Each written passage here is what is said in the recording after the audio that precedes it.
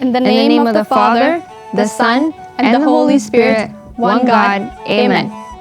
Get ready for an unforgettable experience at the 6th Annual Ethiopian Orthodox Tewahedo Church Mahabara Qeddusan U.S. Campus Ministries General Assembly. This will be our first in-person gathering for 3 days of praise, fellowship, and fun with students from campuses all across the country.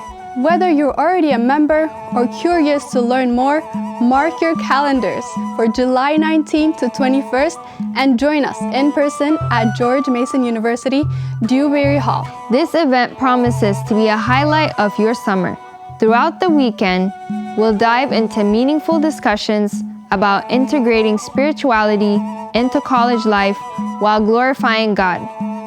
Expect uplifting hymns, engaging indoor and outdoor activities, and ample opportunities to forge lasting connections. We extend an invitation to all students, from recent high school graduates to college graduates, recent college graduates, as well as postgraduates. Don't miss out on this incredible opportunity to enrich your faith, build friendships, and be part of something truly special. See you there.